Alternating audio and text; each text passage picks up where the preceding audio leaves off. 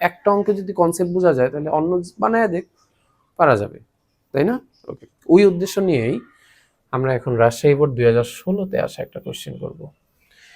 তবে এটা করার সময় আমাদের অনেক সতর্কতার সহিত থাক। কি বলছে দেখো, শূন্য মাধ্যমে একই রকমের দুটি ধাতব পাত এক্স ও ওয়াই পরস্পর হতে, এই যে চিত্রটা দেওয়া আছে, 4 সেন্টিমিটার দূরে রাখা আছে, ভালো কথা রাখছে। ওয়াই পাত থেকে ইলেকট্রন নির্গত হয়ে সরাসরি এক্স পাতের দিকে গতিশীল হয়। কেন হয়েছে? কারণ এই যে এখানে আলোক রশ্মি এসেছে, এখানে একটা আলোক উৎস আছে, এই আলোক উৎস থেকে আলো এসে ধাতব পাতের উপর আপতিত হয়েছে, আর ওই যে ইলেকট্রন মুক্ত হয়ে এক্স পাতে চলে গেছে। ভালো কথা। ওয়াই পাতের কার্যাপেক্ষক 1.85 ইভি।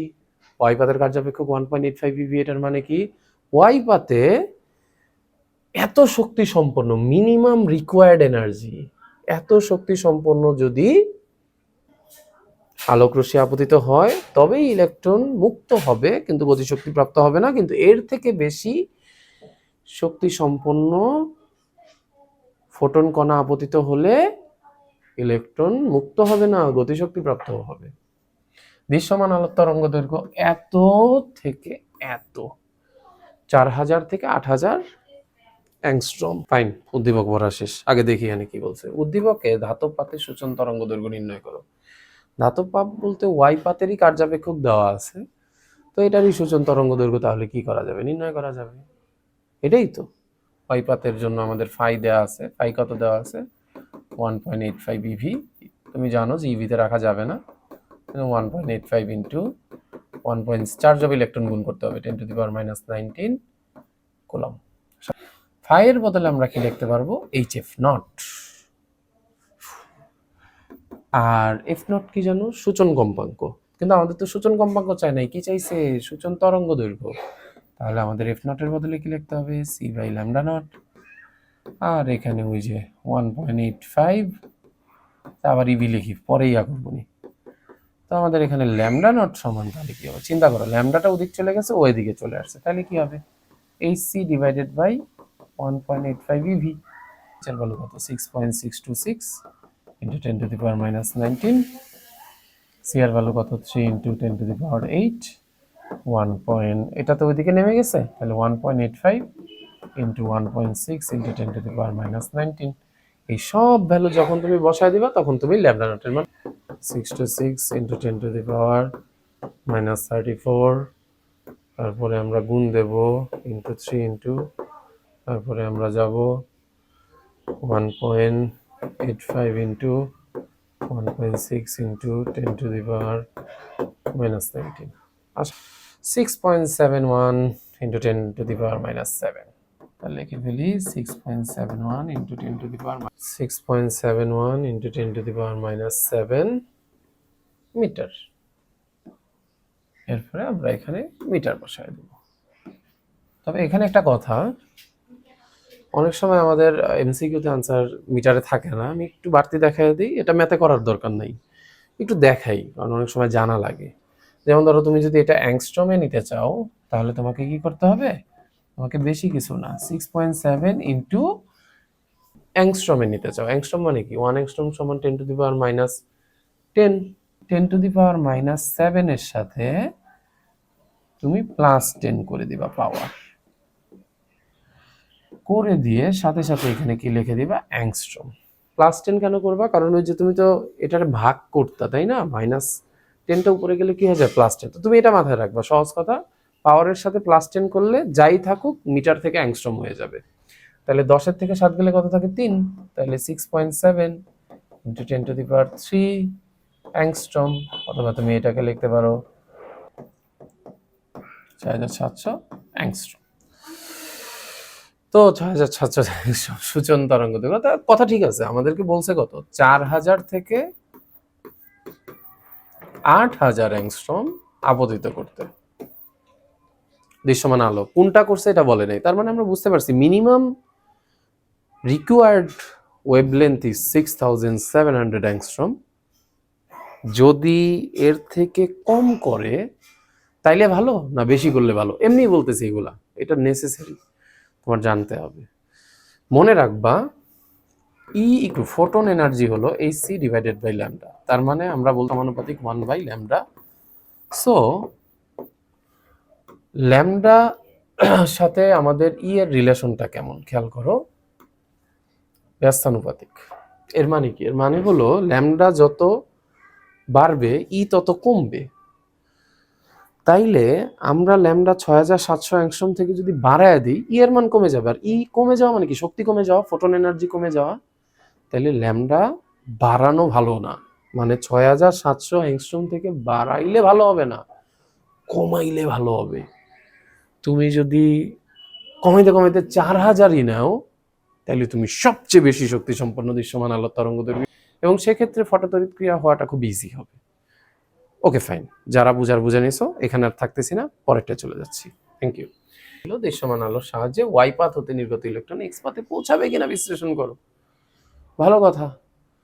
তো আমাদের যদি বাই এনি চান্স সবচেয়ে শক্তি সম্পন্নটা দিয়ে আমরা যদি পুরো ক্যালকুলেশনটাকে চেক করি, কারণ আমরা সবচেয়ে শক্তি সম্পন্নটা দিয়ে যদি এই ব্যাখ্যাটা দাঁড় করাই, তাহলে বাকিগুলো দিয়ে হওয়ার চান্স বেশি।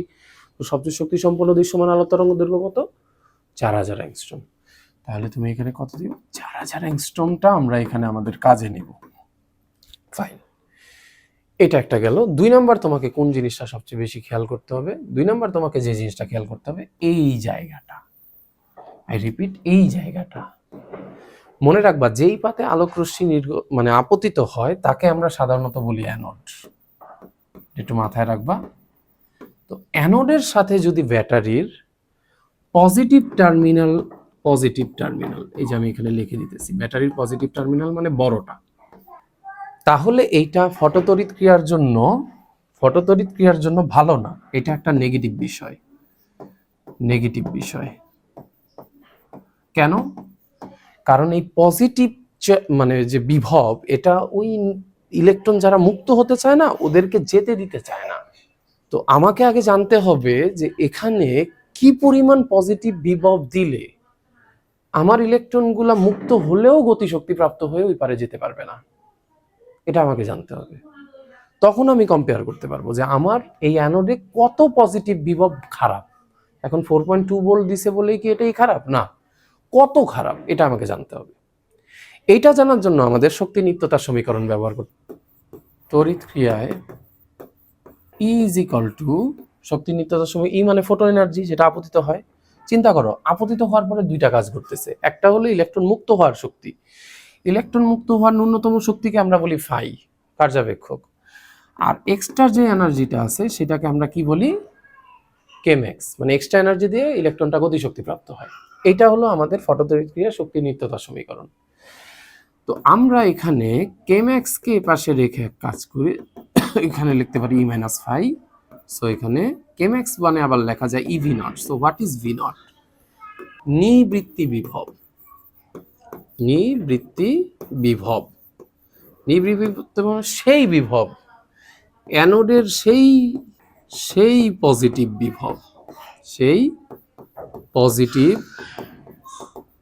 বিভব, যার জন্য ইলেকট্রন মুক্ত হলেও আর যেতে পারবে না, এটাই সেই ভি নট।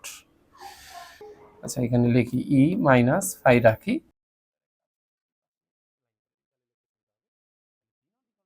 কি ভি নট ইকুয়াল টু আসছে E minus phi. So what is E? E equal to HC divided by lambda. What is phi? Phi আমাদের এখানে দেওয়া আছে, তো এটা phi রাখি।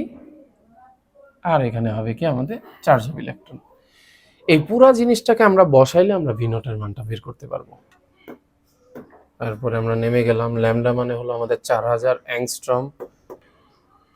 তো এটা হলো আমাদের ইয়ার মান। তার মানে আসছে কত? 4.969 into 10 to the power 19। 4.969 into 10 to the power 19 minus, এখানে এটা আসুক, ঠিক আছে?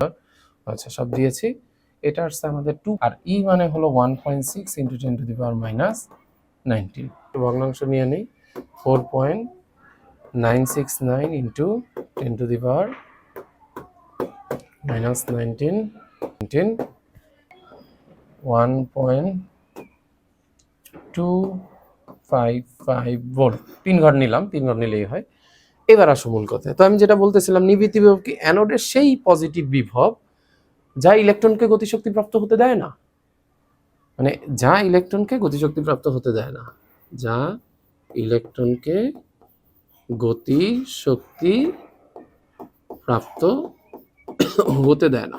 আমরা দেখতেছি যে আমাদের এই ঘটনায় যদি হাইয়েস্ট ক্যাপাবল ফোটন আমরা ইউজ করি, হাইয়েস্ট ক্যাপাবল ফোটনকে ওই যে আমরা বললাম যেটা ল্যামডা মিনিমাম 4000 থেকে 8000-এর মধ্যে সবচেয়ে মিনিমামকে 4000, সেটা যদি ইউজ করি তাহলে আমাদের এই ওয়াই পাতে আমরা যদি অ্যানোডে 1.225 ভোল্ট, তাইলেই আমাদের আর ইলেকট্রন কি হবে না, ওই পাতে যেতে পারবে না। সেখানে আমরা ইউজ করতেছি কত 4.2, মানে আরো বেশি শক্তি সম্পন্ন অ্যানোডে বিভব পার্থক্য ব্যবহার করে ফেলছি।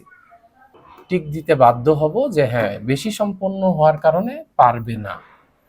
তাহলে আমরা এখানে লিখতে পারি যে আমাদের পারবে না। কিন্তু এখানে যদি 4.3 দরকার থাকতো আর দিছে 4.2, তাহলে ইলেকট্রনকে আর আটকাইতে পারতো না, ইলেকট্রন চলে যেত।